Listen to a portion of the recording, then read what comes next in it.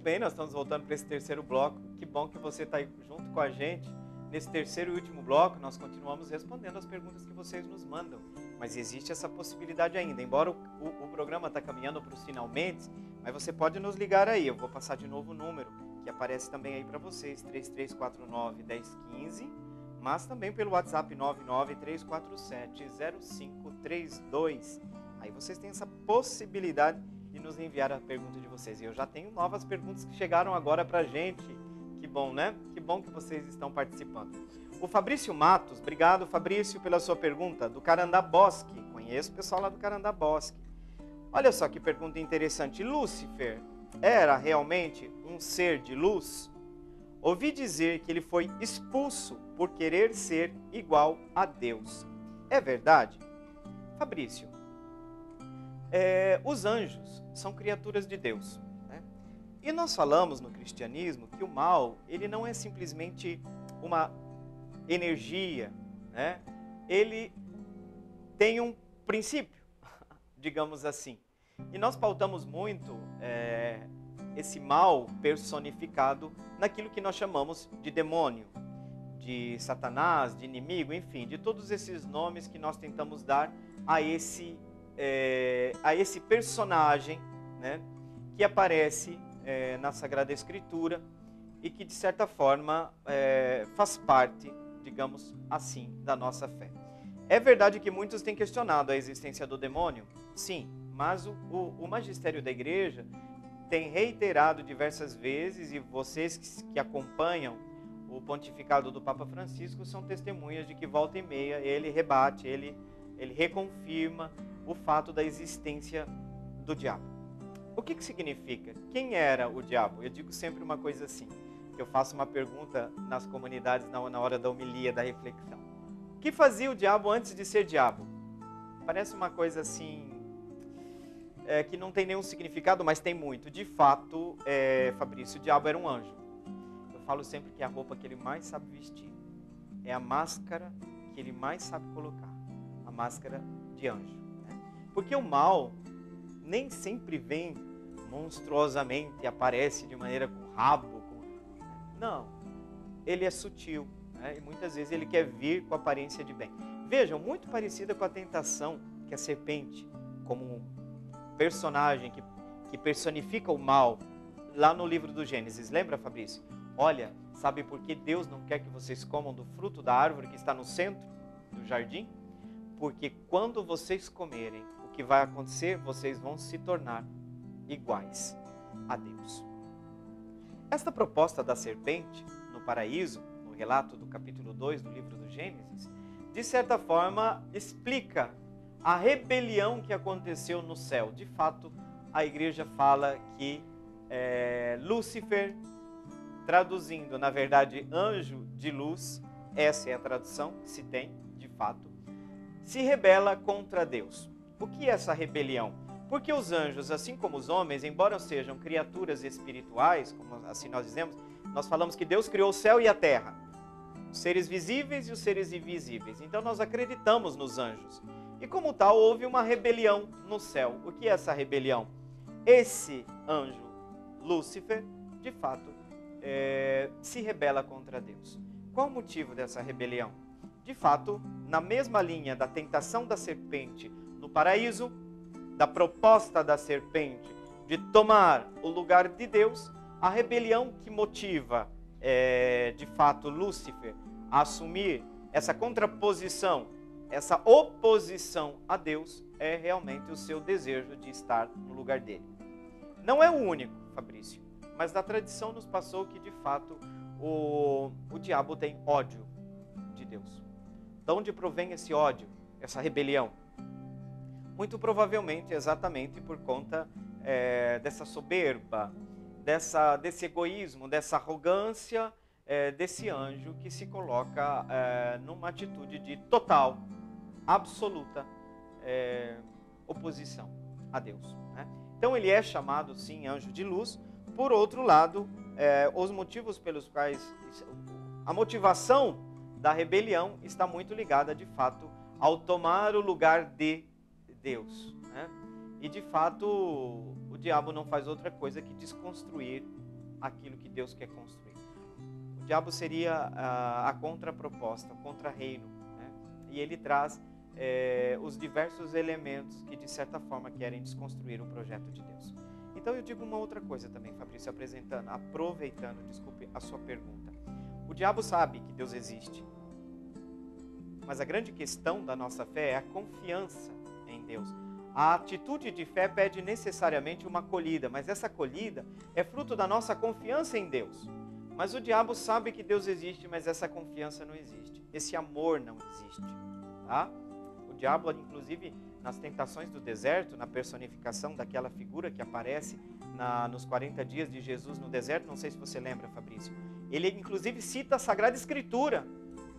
Olha, se você está vendo essas pedras, Deus disse, cita a Sagrada Escritura. Significa que o diabo conhece a palavra, conhece Deus, mas a sua atitude é sempre uma atitude de total rebelião, né? De total ódio a Deus, né? E nesse sentido, a gente precisa não, por um lado, não fazer do medo do diabo o centro da nossa pregação. Eu já disse isso aqui outras vezes, Fabrício. O padre vai fazer uma homilia, ele gasta 10 minutos de homilia, 8 minutos falando do diabo e 2, desproporcional. Porém, o outro extremo é a gente tirar o mal, o diabo, a personificação do mal que nos apresenta a Sagrada Escritura, porque é bíblico. Embora nós tenhamos na Sagrada Escritura pouquíssima informação sobre esse ser, porém, do outro lado, a tradição apostólica nos traz diversos ensinamentos, né? E essa rebelião, ela é manifestada, sobretudo, por uma contínua, digamos assim, uma contínua destruição do projeto de Deus. O diabo trabalha para destruir o projeto de Deus, para destruir a vida, para destruir a alegria, né? E nesse sentido, ele faz uma oposição frontal a Deus, tá? Seria isso, Fabrício. Obrigado, viu? Obrigado pela sua pergunta, que eu espero que, de certa forma, uma luz tenha sido oferecida para você no seu processo de reflexão. Eu sempre digo para vocês, gente, eu não vou dar respostas prontas, porque eu também quero que vocês pensem. O cristão tem que pensar, gente.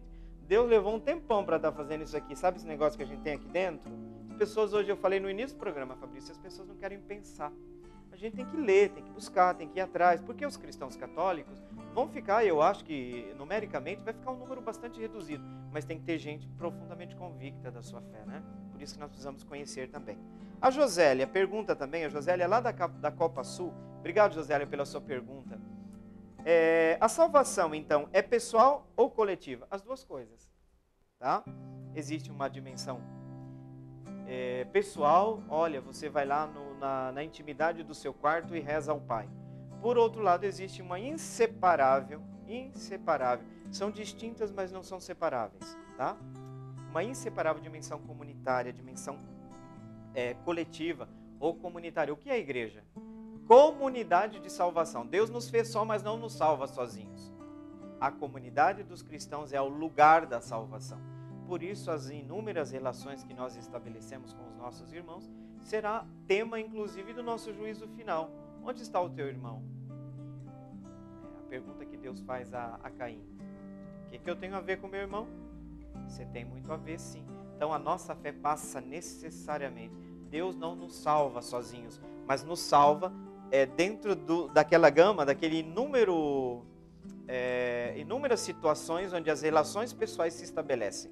Eu me salvo ou me condeno dentro de uma comunidade de salvação, a partir, sobretudo, das relações que eu estabeleço. Por quê? Boa parte dos nossos pecados são contra Deus, mas vamos ser bem sinceros, a maior parte dos nossos pecados ferem a comunidade, ferem a comunhão, ferem o outro, né? Por isso que eu sempre falei essa semana na aula de teologia, nós padres esquecemos que na confissão uma das exigências é a reparação. Não se fala mais nas confissões da reparação. Você difamou seu irmão, você acabou com a imagem do seu irmão e agora está tudo bem? Não. Você tem que ir lá reparar. Tem que ter reparação. É uma das exigências do sacramento da confissão. Exatamente porque a nossa dimensão... me lembrei agora, Josélia. Lembra a leitura de ontem? Se você sabe que o seu irmão tem alguma... Não, antes de ontem, o Evangelho. Se você sabe que o seu irmão tem alguma coisa contra você, vai primeiro reconciliar-te com ele. Resolve enquanto vocês estão pelo caminho, para que você não tenha que se apresentar diante do juiz, diante do tribunal. Isso significa que as relações sociais, comunitárias, são conteúdo próprio das relações que nós estabelecemos, que são relações de amor e de salvação, ou relações de egoísmo e de condenação. Né? Essas duas estradas continuam possível para nós. Josélia, obrigado, viu? Obrigado pela sua participação. E chegou mais uma pergunta para nós aqui, que coisa boa, né? Deixa eu ver aqui. Está praticamente na mesma linha, né, Roger? Roger, obrigado pela sua pergunta. O Roger, lá do bairro Tijuca, que coisa boa. Você sabe que quando eu era seminarista, Roger, teve um período que eu fiz pastoral. Aliás, eu preciso passar aí para rever o pessoal, sabe? Eu fiz pastoral na comunidade de São Paulo Apóstolo, que é exatamente comunidade. Eu não sei se é ainda assim Maria Mãe da Igreja, a matriz, né? E numa comunidade. Eu tenho belíssimas recordações desse tempo. Aprendi muito com essa comunidade. É lá do bairro Tijuca, na época, né? Faz um tempinho já, né? O Roger do Tijuca pergunta, para você que está acompanhando aí, faz essa pergunta: somos influenciados ou dominados pelo mal? Pergunta interessante. Sabe por quê? Eu vou fazer uma pergunta, Roger, que vai ligar com a pergunta do Fabrício, de Lúcifer. O que o demônio faz para nos levar ao pecado? Para nos levar a termos culpa no cartório. Porque esse é o trabalho do diabo. Nós precisamos ter culpa no cartório. Aí a possessão é o termo que se usa para dizer que é um caso muito raro, pode acontecer, muitas vezes a igreja descobre que tem outras causas, mas que não é necessariamente uma causa sobrenatural, que seria a possessão. Na possessão é um mau negócio para o diabo. Por que a possessão é um mau negócio? Porque ele substitui a vontade e a liberdade da pessoa. Logo, o que o possesso faz não tem culpa. Porque possui a pessoa. Possessão. Vocês já perceberam que a gente não fala isso do Espírito Santo? O Espírito Santo não possui ninguém. Você não fala, eu estou possuído pelo Espírito Santo. O termo possessão nós usamos para o mal, porque o mal fere nossa liberdade, destrói nossa liberdade. A ação de Deus é para nos libertar. Sermos filhos, não escravos. Isso quer dizer que é uma realidade que acontece na nossa vida. Eu deixo de ser escravo para ser livre. O demônio quer nos amarrar, quer nos prender. Não é Deus que quer prender a gente, é o outro. Então, o que significa? Ele trabalha mais na influência. Aí responde, Roger, a sua pergunta. O diabo trabalha mais na linha da sugestão, da influência, aí que a gente entende a palavra tentação. Está mais na linha da sugestão. Até porque eu ia falar sugerimento, mas acho que sugerimento não existe, né? O diabo trabalha na linha da sugestão, sabe? De nos atrair, nos enganar, porque isso ele é chamado pai da mentira, porque ele sabe representar como ninguém, né?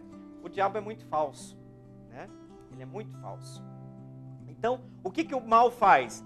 A aparência de bem. Por que a gente fala que é uma maçã, o fruto da árvore do bem ou do mal? Não está escrito na Bíblia que é maçã, mas porque é atraente, né? É apetitosa. Então, exatamente, o mal nos atrai pela sedução. Ele é chamado também de sedutor, né? Mas, gente, não tem sedutor mais maravilhoso do que o próprio Deus, né? Jeremias dizia, tu me seduziste, Senhor, né? Tu me seduziste. Mas a sedução do diabo é exatamente o contrário. Ele nos seduz com aparência de bem. Nos atrai para aquilo que depois nós descobrimos é um grande mal. É o que eu digo sempre para os jovens. Jovem, a droga vai te atrair. Ela é atraente, ela vai te dar uma resposta. Sabe aquela felicidade que você está buscando? Perfeito, Deus também quer. Deus também quer que você seja feliz. Mas essa resposta, ela vai te enganar. Porque aos poucos você vai perceber que a liberdade, que a viagem que você queria fazer, no fundo vai te prender numa prisão, vai te colocar numa prisão. Então, de fato, Roger, nós somos mais influenciados por esse mal, tá? O diabo trabalha muito mais na linha da sugestão, sabe? Aquilo que a gente fala que está ali na cabeça da gente. E a gente tem que tomar muito cuidado para ouvir sempre a voz de Deus. Ouvir a voz de Deus. Porque existem outras vozes. É óbvio, né? É exatamente isso. Existem outras vozes, né? Muito bem, nós estamos caminhando para os finalmente do nosso encontro, né? E nesse último bloco, eu quero agradecer a todas as pessoas, a todos vocês, que até agora nos enviaram perguntas. A gente fica muito feliz, de certa forma, de acontecer essa interação entre nós.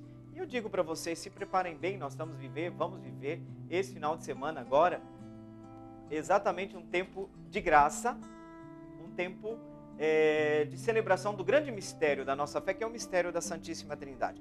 Vá para a sua comunidade se preparando para essa grande solenidade. Depois de encerrarmos o tempo pascal com a celebração de Pentecostes, teremos agora a Santíssima Trindade. Grande mistério. Dificuldade nas homilias dos padres esse final de semana, hein? Não é fácil falar sobre esse grande mistério e mistério central da nossa fé. É esse mistério que eu quero invocar sobre você, sobre a sua vida, sobre a sua família. Então, por intercessão da Imaculada Conceição, a Mãe do Senhor, abençoe-vos Deus Todo-Poderoso, Pai e Filho e Espírito Santo. Amém. Que vocês fiquem na paz de Deus e até o próximo sábado com o programa Respostas. Obrigado pela sua participação.